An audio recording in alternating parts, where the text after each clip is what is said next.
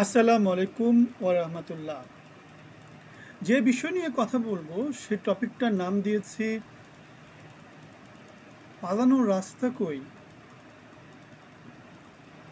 আমরা জানি রাজা প্রজা যারা আছে তাদের মধ্যে ক্ষমতার একটা ডিফারেন্স থাকে। যারা ক্ষমতাবান তারা হচ্ছে সব সময়, যারা ক্ষমতার যেতে চায় তাদের আক্রমণের উদ্দেশ্য থাকে।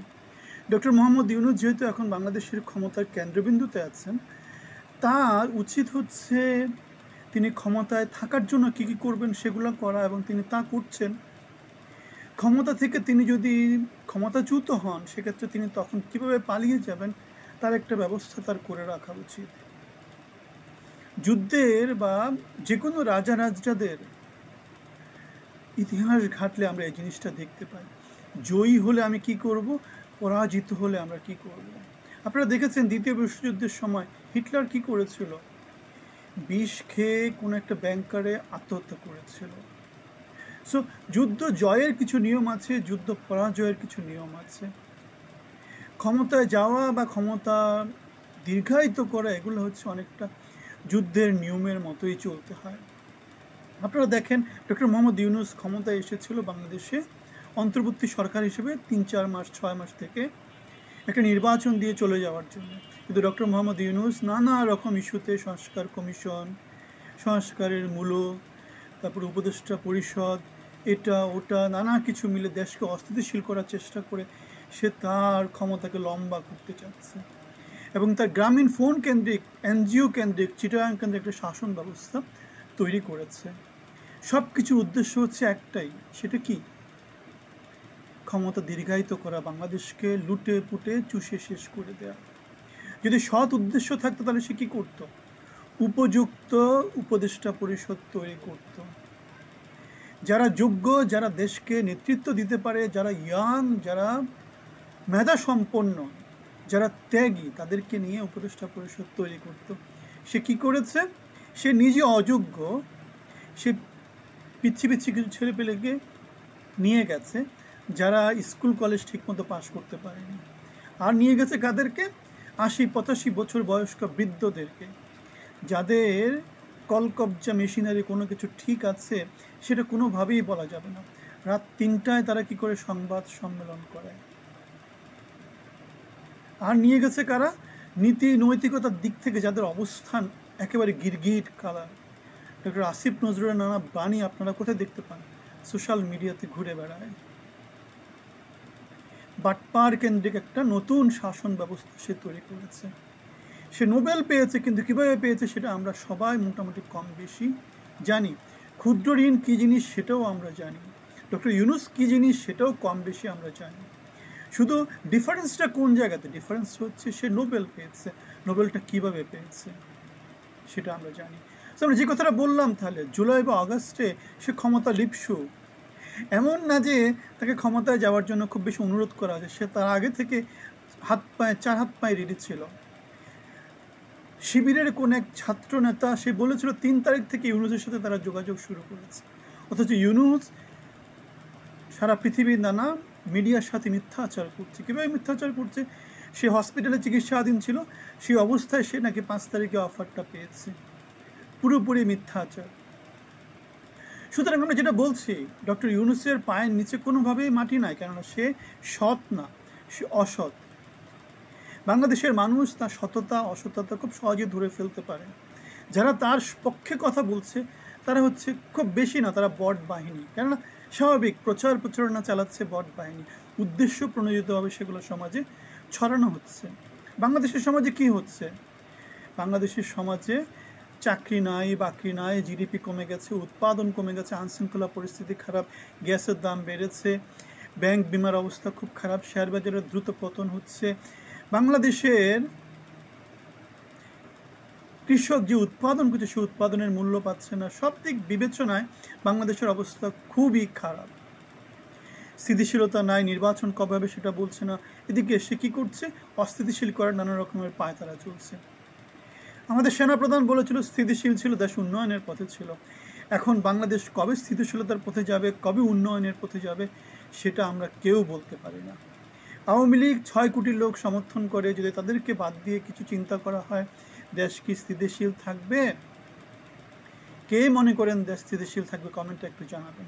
তাহলে আমরা যেটা বলছি, বাংলাদেশ অনিশ্চয়তার পথে হাঁটছে। ডক্টর ইউনূস আসার পরে সেটা আরও বেড়েছে।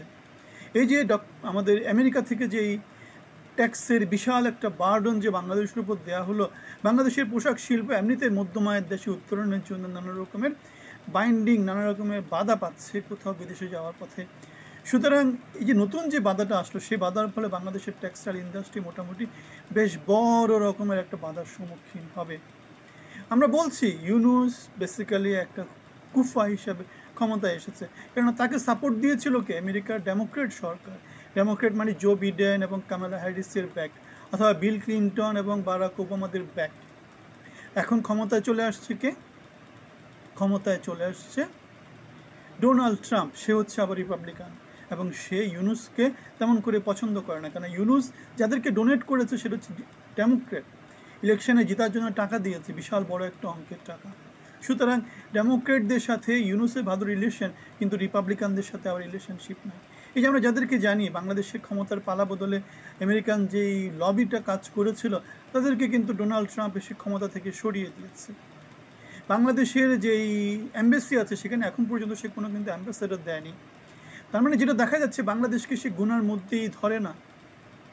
সুতরাং ইউনূসের যে ভাগ্যটা যেটা আসছিল, যাদের মধ্য দিয়ে আসছিল, আমেরিকার ডেমোক্রেট সরকারের মধ্য দিয়ে আসছিল, আমেরিকার ডেমোক্রেটদের যে $29 মিলিয়ন বা $50 মিলিয়ন, সেই টাকার ভাগ বাটোয়ারার মধ্য দিয়ে আসছিল। এখন আমরা দেখতে পাচ্ছি, যেহেতু ক্ষমতার পালাবদল হয়েছে, ইউনূসও ট্র্যাপের মধ্যে পড়ে গেছে। সে যখন ক্ষমতা নিয়েছিল, সে বলেছিল আমি যা বলবো আমার কথা শুনতে হবে, এবং সংস্কারের জন্য কত বছর লাগবে তার একটা অসৎ উদ্দেশ্য ছিল 5 বছরের জন্য। কিন্তু আমরা দেখেছি তত্ত্বাবধায়ক সরকার নর্মালি 3 মাস, 6 মাস বা 1 বছর পর্যন্ত থাকে। এখন বাংলাদেশের রাজনৈতিক দলগুলো আমরা দেখতে পাচ্ছি যে ঈদের পরে, যে মাত্র আগামী কয়েক সপ্তাহের মধ্যে হয়তো বা বেশ বড় একটা আন্দোলনের দিকে যাবে। এর সাথে যদি আওয়ামী লীগ যুক্ত হয়, তাহলে আমাদের ইউনূস সরকার কই যাবে? আর সমাজে অস্থিতিশীলতা তৈরি হবে কীভাবে? গার্মেন্টসে যদি যে উৎপাদন, গার্মেন্টসে যদি রপ্তানি যদি কমে যায়, দেশে আইনশৃঙ্খলা পরিস্থিতি চরমভাবে অবনতি হবে, জিডিপি চরমভাবে বাধাগ্রস্ত হবে। বাংলাদেশ হয়তোবা নানা রকমের অনাহারে অধ্যারের দিকে বাংলাদেশ যেতে পারে, দুর্ভিক্ষের দিকে বাংলাদেশ যেতে পারে। কারণ টেক্সটাইল ছাড়া বাংলাদেশে আর কোনো কিছু নয়। আর কি আছে? আর বিদেশের শ্রমিক আছে। শ্রমিকের যেটা আছে সেটা খুবই সীমিত। বড় একটা অংশ আছে হচ্ছে কোন জায়গা থেকে? টেক্সটাইল থেকে। এখন টেক্সটাইল যদি বাধাপ্রাপ্ত হয়, সারা পৃথিবীর ইকোনমি তো ডিসরাপ্ট করে দিয়েছে ডোনাল্ড ট্রাম্পের এক ঘোষণা দিয়ে। এখন বাংলাদেশের কি হবে? সো আমরা দেখতে পাচ্ছি ইউনূস সরকার হচ্ছে মোটামুটি একটু কুফার মধ্য দিয়ে আছে, এবং তারা বাংলাদেশের জন্য অনেক খারাপ কিছু নিয়ে এসেছে। এখন রাজা এবং প্রজা যে ডিফারেন্সটা আছে, আবার সমাজের মধ্যে ইউনূসের নানা রকমের শত্রু আছে। কেন শত্রু থাকবে? কেন সে ক্ষমতা ধরে রাখতে চাচ্ছে। ক্ষমতাটা হওয়া উচিত গণতান্ত্রিক, 5 বছর জনগণের ভোট ম্যান্ডেট, এটা হচ্ছে সভ্য সমাজের নীতি। এখন ইউনূস যদি সেই কাজটা করে, তাহলে বাংলাদেশের সমাজ হয়তো স্থিতিশীলের দিকে যেতে পারে। কিন্তু এখানে আবার অন্য একটা ক্যাচ আছে, সেটা কি?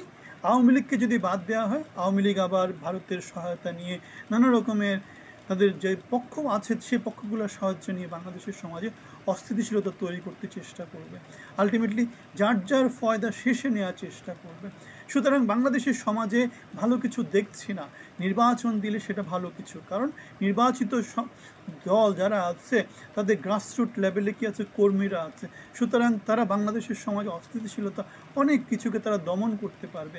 যেমন করে আওয়ামী লীগ সরকার 17 বছর কর্মী, নেতা, নানা রকম উপজেলা, জেলা, গ্রাম পর্যায়ে, ওয়ার্ড পর্যায়ে সাংগঠনিক ভিত্তি দিয়ে বাংলাদেশকে 17 বছরের স্থিতিশীলতা দিয়েছিল। আপনার ভিন্ন মত থাকলে আমাদেরকে জানাবেন। সুতরাং আমরা যেটা বলছি, ডক্টর ইউনূস মোটামুটি একটু কুফা হয়ে বাংলাদেশে আসছে।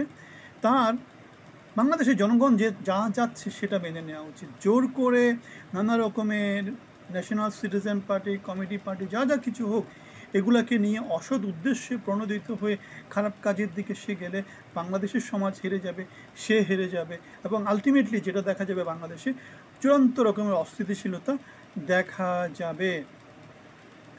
আর আমেরিকা থেকে যে শুল্কের আইডিয়াতে আসছে, সেটা নতুন আরেকটা সিগন্যাল দিচ্ছে যে বাংলাদেশের সমাজ এখন আগ্নেয়গিরির মুখে বসে আছে। যে কোনো সময় সেটা কি হতে পারে, উদ্গীরণ হতে পারে, আগুন ধরে যেতে পারে বাংলাদেশের সমাজে। সুতরাং পালানোর রাস্তা কই, সে রাস্তাটা মাপা উচিত। যারা পরবর্তীতে ক্ষমতায় আসবে তাদের সাথে নেগোসিয়েশনে যাওয়া উচিত। আলটিমেটলি বাংলাদেশের সমাজে একটা গণতান্ত্রিক পথে উত্তরণের সঠিক ব্যবস্থা সরকারের করা উচিত বলে আমি মনে করি। আপনার মতামত কমেন্টে জানাবেন। ভালো থাকবেন, ধন্যবাদ।